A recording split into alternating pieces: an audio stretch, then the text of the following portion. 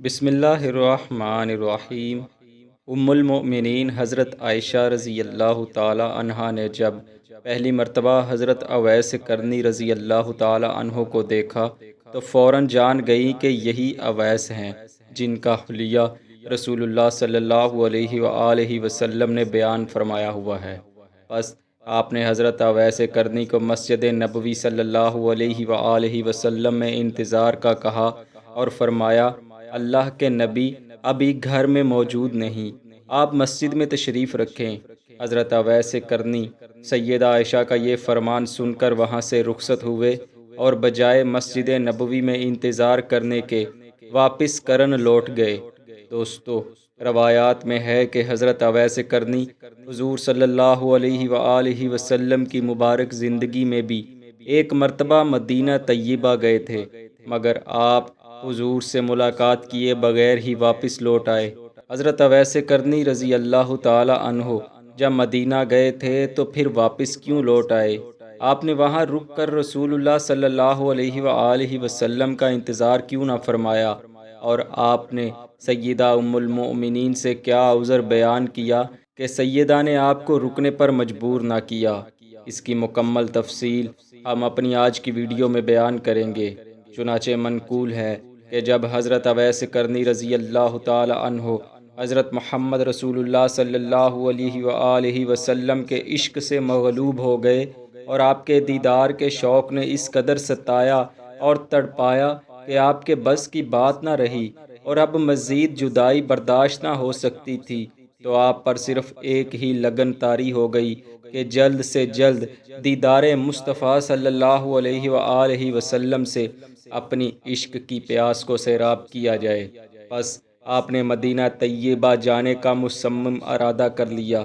آپ نے اپنی والدہ ماجدہ سے اپنی حالت بیان کی اور 4 پہر رخصت کی اجازت طلب کی۔ والدہ محترمہ نے بیٹے کی یہ تڑپ دیکھی تو مدینہ جانے کی بخوشی اجازت دے دی۔ اجازت ملنے پر آپ نے فوراً رخت سفر باندھا اور سفر مدینہ پر روانہ ہو گئے۔ جو ہی آپ مدینہ کی حدود میں داخل ہوئے، آپ پر وجد کی کیفیت طاری ہو گئی۔ جو بھی ملتا اس سے رسول اللہ صلی اللہ علیہ وآلہ وسلم کے بارے دریافت کرتے، حتیٰ کہ کچھ ہی دیر میں آپ حجرہ سیدہ عائشہ صدیقہ رضی اللہ عنہا کے باہر پہنچ گئے۔ آپ نے باہر سے ہی حضور علیہ السلام کے بارے دریافت کیا تو سیدہ نے فرمایا، وہ کسی کام سے باہر تشریف لے گئے ہیں۔ ایک دوسری روایت کے مطابق ان دنوں اللہ کے نبی کسی غزوہ میں شرکت کے لیے مدینہ طیبہ سے باہر گئے ہوئے تھے۔ حضرت اویس کرنی نے عرض کیا، جب آپ تشریف لائیں تو ان کی خدمت میں میرا سلام کہہ دیجئے گا اور بتائیے گا کہ کرن سے آپ کا ایک خدمت گار حاضر ہوا تھا۔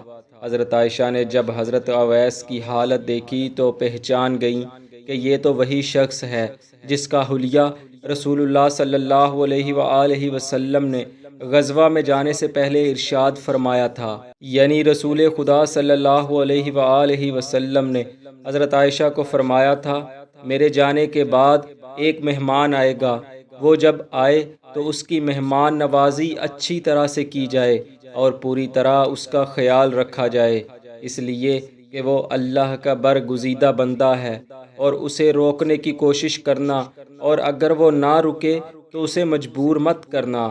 بس حضرت عائشہ نے حضرت اویس کرنی کو رکنے اور انتظار کرنے کا کہا، لیکن وہ نہ مانے اور ویسے ہی کھڑے کھڑے واپس تشریف لے گئے۔ اللہ کے نبی صلی اللہ علیہ وآلہ وسلم جب واپس تشریف لائے تو سیدہ عائشہ نے آپ کو تمام رودات بیان کر دی۔ رسول اللہ صلی اللہ علیہ وآلہ وسلم نے جب سنا تو ارشاد فرمایا، اے عائشہ، کیا تم جانتی ہو وہ کون تھا؟ پھر فرمایا، وہ اویس کرنی تھا جو میری ملاقات کو آیا تھا، مگر یہ حسرت لیے ہی واپس لوٹ گیا اور انتظار نہ کر پایا کہ اس کی ماں ضعیفہ اور نابینا ہے، اور اس کی دیکھ بھال کرنے والا اویس کے علاوہ کوئی اور نہیں ہے۔ یہ وہ آدمی ہے جو اللہ اور اس کے رسول سے محبت کرنے والا ہے۔ دوستو، اسی ضمن میں چند اور روایات بھی ملتی ہیں جو کہ بیان کردہ روایت سے ملتی جلتی ہیں، مگر ان تمام روایات سے یہی ثابت ہوتا ہے کہ حضرت اویس کرنی حضور نبی کریم صلی اللہ علیہ وآلہ وسلم کی مبارک زندگی میں صرف ایک بار مدینہ طیبہ تشریف لائے تھے، لیکن اللہ کے نبی کی زیارت سے مستفید نہ ہو سکے اور واپس لوٹ گئے۔ مورخین لکھتے ہیں کہ یہ حضرت اویس کرنی رضی اللہ عنہ کا اپنی والدہ محترمہ سے کیے گئے وعدے کی وجہ سے تھا کہ آپ نے رک کر انتظار نہ کیا، کیونکہ آپ اپنی والدہ سے کیے گئے وعدے کی خلاف ورزی نہیں کرنا چاہتے تھے۔ دعا ہے اللہ کریم ان کی مرکز پر اپنی لاتعداد رحمتوں کا نزول فرمائے اور ہمیں ان کی سیرت پر چلتے ہوئے کامل ایمان کی دولت نصیب فرمائے۔ آمین۔